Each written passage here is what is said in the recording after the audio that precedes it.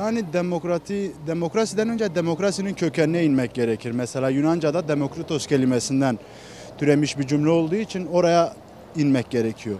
Orada demokrasi ne şekilde gelişti, nasıl gelişti, demokrasi nedir, nasıl olması gerekir? Yani demokrasi kişiden kişiye değişen, göreceli bir kavram olduğu için yani demokrasi özgürlükle eşdeğer olan bir şeydir. Özgürlük arttıkça demokratik eylemler de artar mesela. Bugün kişi demokrasi nasıl bir şeydir? Benim özgürlüğüm sizin özgürlüğünüzü kısıtlamıyorsa ya da siz zoraki bir şeye sürüklemiyorsa ben özgür bir bireyim ve demokratik bir ortamda bulunmuş olduğumu söylerim. Ama bugün dediğimiz gibi yani kimi yorgan altından bir şeyler yapılıyor ama pek bir haber olduğumuzdan dolayı yani demokrasi sözcüğü anlamının dışında çok kullanılıyor. Yani demokrasi yapıyoruz, demokrasi ama demokrasi yapılırken bir kesimin hakları ya da bir topluluğun özgürlüğü göz ardı ediliyor. Diğer topluma fazladan hak verilmiş oluyor. Yani demokrasi dediğimiz şey tam bir beşiktir, dengedir. Yani dengeyi sağlayabildiğimiz kadarıyla demokratik olabiliriz. Demokrasinin önündeki engeller kişilerin sınırsız hak edinme çabasıdır. Yani bunu engellememiz gerekiyor. Yani bugün demokrasi dediğimiz şey az önce dediğim gibi kişilerin karşılıklı anlaşması sürecidir. Yani bugün siz sınırsız ihtiyaçlar ve sınırsız bir istek talebinde bulunursanız benim demokratik ihtiyaçlarımı da kısıtlamış olursunuz. Yani özgürlüğüm kısıtlandığında zaten demokratik bir eylem olmamış olur. Yani sınırsız ihtiyaçları ya da sınırsız istekleri bir kenara bırakmamız gerekiyor. Karşılıklı birbirimizin sorunlarına, sıkıntılarına karşılıklı kulak vererek onları anlamaya çalışmamız gerekiyor. Yani bir kesim değil, birçok kesimi aynı masaya oturtup sorunlarını dinlememiz gerekiyor. Neden, ne için, neden böyle oldu, neden ötürü böyle? Yani ben kendi açımdan bakarsam yani bir perspektif de değil, birçok perspektifle bakmak lazım. Yani bir açıdan değil, birçok açıdan bakıp bunu demokrasi sözcüğünü ya da demokrasiyi geliştirmemiz gerekiyor. Bugün birlikte yaşıyorsak, şu an birlikte duruyorsak burada benim sizin dilinize, sizin dininize, sizin hürriyetinize, vicdani özgürlüğünüze saygı duymam gerekiyor. Yani bir dilin gelişimi o ülkenin de gelişimi demektir yani. Bugün baktığımızda İngiltere'de 3-4 tane resmi dil mevcuttur mesela. Kimse bunun bir devletin temellerini sarstığını ya da devleti yok ettiğini söyleyemez. Yani diller gelişmelidir dediğim gibi mesela. Ben kendi dilimin hakkında yazılan eserleri okumak isterim. Mesela Ahmedi Hani'nin mesela diğerlerinindir eserlerini kendi ana dilimde, kendi öz nüshasıyla okumasını isterim mesela. Dediğim gibi bugünkü süreçlerde her etnik kökenin kendine ait bir dili ve kültürü vardır. Dilin ve kültürün gelişimini de bir nevi dilin konuşulma şekli anlatır. Dil sürekli canlı bir kavramdır. Mesela biz sürekli bunun üstüne dururuz. Dil sürekli işleyiş halinde olan, gelişim içinde olan bir araçtır. Yani bugün bir aracı sürmediğimizde, uzun süre bir aracı kullanmadığımızda o aracın aküsü biter, motorunda sıkıntılar olur. Yani diller bir nevi kaybolmaya gider. Mesela bugün Zazaca'da baktığımızda Zazaca dili mesela dünya listesinde unutulma konuşulanların bayağı düşük olduğu bir seviyesinde. Yani buna dikkat etmemiz gerekiyor. Diller önemlidir. Diller mirastır, kültürel miraslarımızdır. Yani bunları üzerinde durmamız gerekiyor. Dillerimizin gelişimini sağlamamız gerekiyor. Yani diller hiçbir devletin temellerini ya da oluşumu temsil etmez. Diller özgürdür. Diller canlıdır. Yani bugün hepimiz ölebiliriz ama diller tekrardan yaşamaya devam eder. Diller gelişimi sağlayan bir araçtır aslında. Ondan ötürü dillerin konuşulması, dillerin özgürce kendi dilinde bir insanın kendi ifade etmesi kadar güzel bir şey yoktur mesela. Diller problem yaratmıyor. Biz dilleri konuşmayarak problem yaratıyoruz aslında.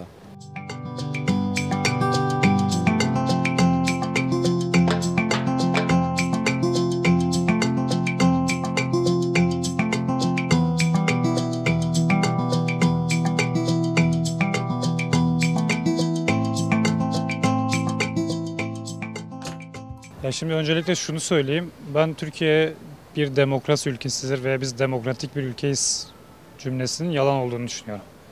Bu yani ülke başkanının bu şekilde sürekli açıklama yapması, biz işte demokrasiye sahip bir ülkeyiz, demokratik bir ülkeyiz. Diğer ülkeleri bu konuda geride bıraktık. Bunların hepsinin yalan olduğunu düşünüyorum çünkü her insanın hali ortada. Burada aslında Türkiye'de ben şu an demokrasinin olduğunu düşünmüyorum. Ben üniversite öğrencisiyim şu anda, İstanbul'da okuyorum. Yani bu önümüzdeki yıl inşallah mezun olacağım ama Çok zor bir 4 yıl geçirdim üniversitede. Eskiden böyle değildi yani abilerimizden falan da gördük. Yani çok kötü bir ekonomiye denk geldik. Bunun için ne yapılır? Yani birincisi benim fikrim bir ifade özgürlüğü olması lazım bu ülkede. Yani mesela ben bugün bir tweet attıktan yarım saat sonra beni polisler gelip karakola götürüyorsa bu ülkede bir ifade özgürlüğünün olmadığı anlamına geliyor ve demokrasinin de olmadığı anlamına geliyor. Yani eşitliğin bu şekilde sağlanmayacağını biliyoruz. Öncelikle bir eşitlik sağlanacak. Halihazırda bir çözüm süreci var ama o çözüm süreciyle ilgili süreci nasıl ilerletiyorlar ben anlamış değilim. Onun dışında böyle ifade özgürlüğü yani demokrasi için aşılması gereken sorunlar yani şimdi ülkede siyaset çok saçma ve karmaşık bir hal aldı. Artık insanlarda koltuk sevdası falan oldu. Siyasi partiler çoğaldı ve halihazırda çoğalan ve sayısı az olan partiler de özellikle Kürtlere karşı bir faşizm peşinde. Kürtlerin bu ülkede tamamen arka planda bırakılması sağlanıyor ki bu çok yanlış bir şey yani. Şimdi biz de Kürtüz. Ben bunu yanlış buluyorum. Mesela bugün Kürtlerin doğru dürüst destekleyebileceği bir parti yok mesela. O yüzden bu çözüm süreci hakkında biraz zamanında takip ettim ama bu süreç böyle insanlara doğru yansıtılmıyor sanırım. Yani çözüm süreci bu kadar basit bir süreç değilken bunlar çok basit gibi gösterdi. Demokrasinin önünde böyle şeyler var. Yani bugün bu ülkede mesela gençlerin söz hakkı yok. Bugün bu ülkede gençler herhangi bir şekilde sesini çıkaramıyor. Herhangi bir şekilde bir protesto, bir eylem, yani eylem dediğimiz öyle ateşli şeyler de değil. Normal protesto her insanın hakkıdır. Onları bile yapamıyorlar. Yani ben tamamen iktidarın değişmesi taraftarıyım. Demokrasinin belki de bu şekilde önüne geçebiliriz. Ya demokrasiyi inşa etmenin birinci önceliği bence bilinçli haktır. Halkımız bu konuda çok bilinçsiz. Yani sadece Doğu, Batı, İç Anadolu halkı falan demiyorum. Komple Türkiye'nin bütün insanı tamamen siyasi konuda bilinçsiz. Ülkemiz çok güzel. Ben ülkenin her bir karışını gezdim.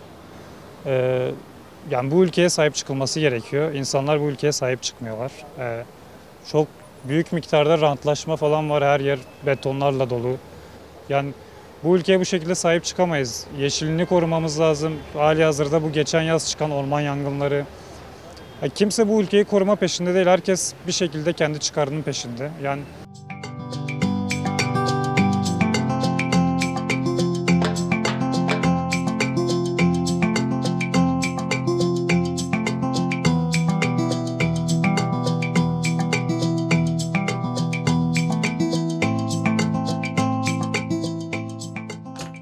Ya demokrasiye bakış açısı önemli öncelikle. Toplumun katılımı önemli. Ve hukuk konusunda da bilgilendirilmesi gerektiğini düşünüyorum insanların. Ve insanlarda vatandaşlık bilincinin de artması gerektiğini düşünüyorum bu konuda. Yani devlet kurumlarının neler yaptığı ya da onların yaptığı işleri denetlemek üzerine yapıların da güçlenmesi gerektiğini düşünüyorum bir yandan. Yani keyfiliğin de azaltılması gerektiğini düşünüyorum bu konuda ve insanların bilinçlenmesi gerekiyor. Çünkü devlet kurumları üzerinde bir denetim mekanizması olmazsa yani keyfiyet artacaktır bunun sonucunda. Bu şekilde yani halkın katılımı olması gerekiyor. Yani burada hukuk devreye giriyor çünkü hukukun önünde herkes eşit. Anayasanın 10. maddesi de eşitlik ilkesini vurguluyor. Burada insanları diliyle, kültürüyle, dini değerleriyle ayrı tutamayız. Bu yüzden dediğim gibi kurumların güçlenmesi gerektiğini düşünüyorum bu açıdan. Eşitlik önemli, hukukun üstünlüğü bu konuda önemli.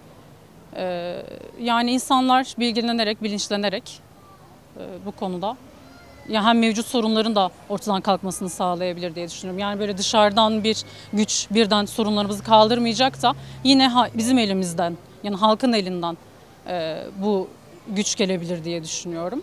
Ya önündeki engeller baskın bir güruh olması olabilir. Mesela daha baskın bir din var, daha azınlıkta olana biraz daha dikte edebiliyor kurallarını. Çünkü hani öyle bir toplumda yaşıyoruz. Burada çoğunluk ve azınlık gibi bir durum söz konusu. Tabii ki mesela kendi ana dilinde eğitim alamayan bir halkız öncelikle. Yine eşitlik ilkesine vurgu yapmak istiyorum ama insanların bu konuda bilinçlenmesi gerektiğini düşünüyorum. Bunun için de sivil toplum kuruluşları artabilir. Aynı zamanda ifade özgürlüğüne kıymet vermemiz gerekiyor. Çünkü insanlar daha kendi özgür fikirlerini hür bir şekilde dile getiremiyor. Normal günlük hayatta bile bunu yapmakta zorlanabiliyoruz. Öncelikle bunun aşılması gerekiyor.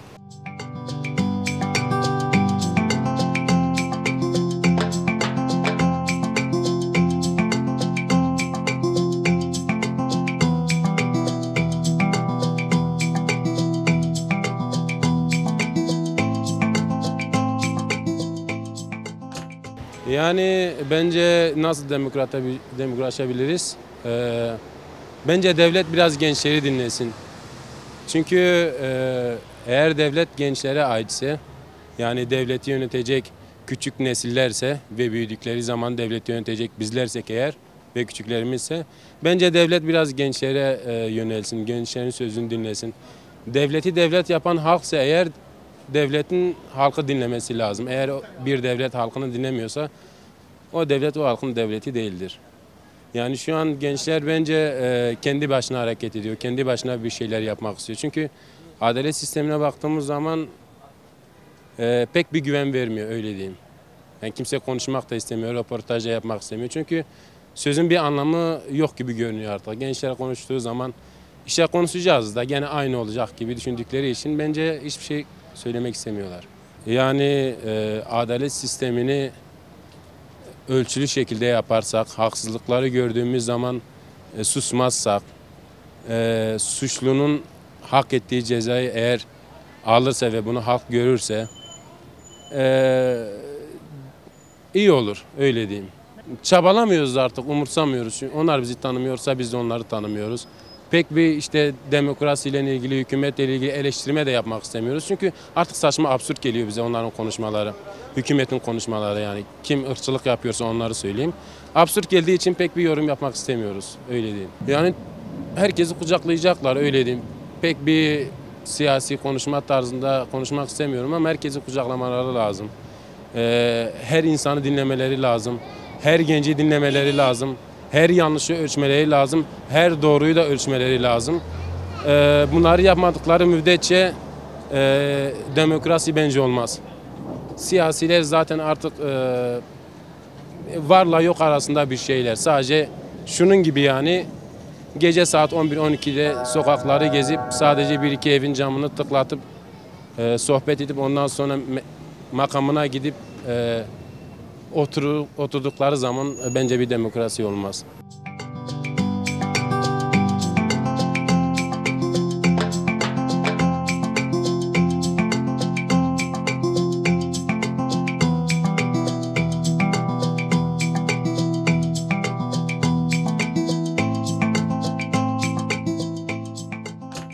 Bunu yapmamamız gerekiyor. Bizim kendi bir çizgimiz olması gerekiyor ve o hat üzerine ilerlememiz gerekiyor.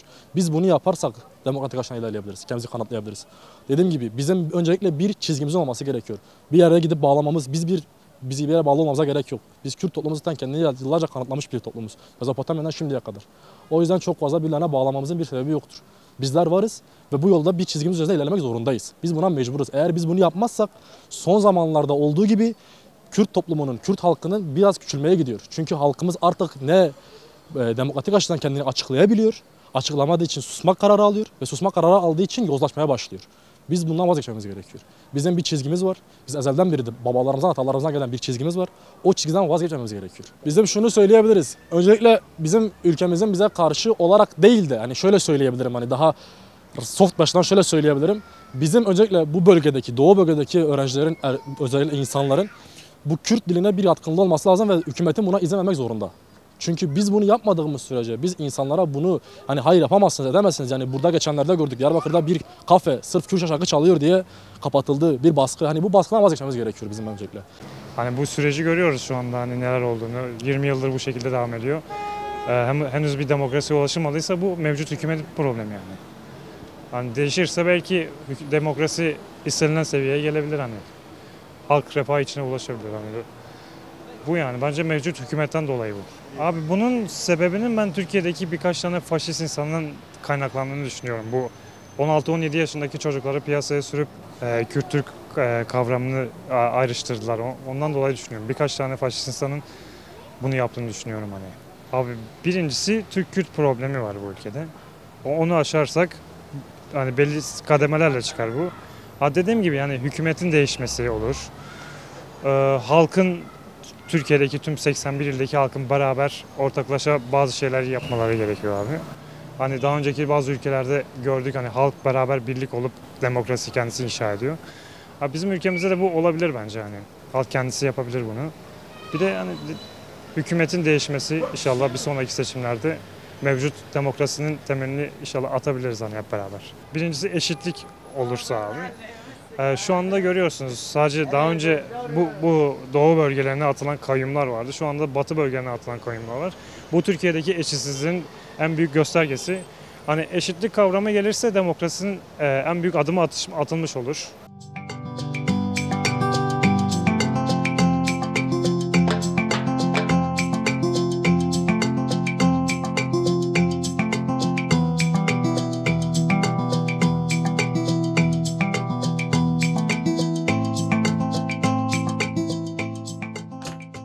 Demokrasinin önünde nasıl engeller var? Demokrasi, eşitlik geldiği zaman demokratik gelir. Demokrasi yerini bulur. Önce bir eşitliğin gelmesi lazım. Bu ayrımın kalkması lazım. Yani Kürtler arasında zaten belirli bir ayrımcılık var. Bu ayrımcılık ortadan kalktığında demokrasi de gelir. Herhangi bir problem kalmaz diye düşünüyorum. Eşitlik içerisinde öncelikle yani geçmişten bugüne gelen dil ayrımı var, ırk ayrımı var.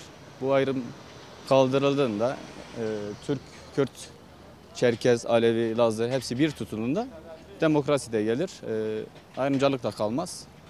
Böyle düşünüyorum. Hükümetin hangi adımı atması lazım? Önce bir çözüm sürecinin mantıklı bir şekilde ilerlemesi gerekiyor. Dışarıdan etkenlerin olmaması lazım. Bu çözüm süreci bu şekilde devam ederse demokrasinin geleceğine inanıyoruz. Özellikle demokrasinin gerçekleşebilmesi için toplumsal bir barışın sağlanması lazım. Yani bu kadın cinayetlerinden tutun, ekonomide, yargıda tam anlamıyla bir bağımsızlığın sağlanması gerekiyor. Ancak böyle olursa demokrasi tam anlamıyla gerçeğini bulur veya tam anlamıyla bir realiteye kavuşur. Bunlar gerçekleşmediği zaman demokrasi biraz havada bir tanım olarak gerçeğini bulur. Ama şu an demokrasinin tam olarak oturması için çalışmalar sürdürülüyor. İnşallah hayırlısıyla yerine oturur diyelim. Yani dediğim gibi gerçek anlamda toplumsal bir barışın tam olarak sağlanması gerekiyor bir kere. Bu toplumsal barışın tüm paydaşları taşın altına elini koyması gerekiyor. Ancak böyle ciddi anlamda bir barış sağlanabilir. Yoksa biraz söylemde kalabilecek bir olgudur. Yani sözlerin yerine getirilmesine bağlı. Eğer verilen sözler, vaatler yerine getirilirse tam anlamıyla bir barış sağlanabilir. Ve halk da bu konuda istekli davranıyor ve tam anlamıyla bir barışın sağlanmasını arzu ediyor. Umarım gerçekleşir. Yani öncelikle toplumda hakim süren bir ekonomik bozukluk var. Öncelikle bu ekonomik bozukluğun giderilmesi lazım. Halkın tabanına yayılacak şekilde bir refahın hakim olması lazım ülkede. Bu ekonomik bozukluk tabii ki insanlarda psikolojik anlamda bir gerginlik, bir sosyal patlama da meydana getirebiliyor. Yani baktığımız zaman insanlar mutsuzlar, gerginler, agresif davranışlar sergileyebiliyorlar çok basit bir nedenden ötürü. Tabii ki bunların giderilmesi için ülke olarak refahın tabana yayılması lazım ve tabanın biraz rahat bir nefes alması lazım. Bu da tabii ki sorunlardan önemli bir tanesi.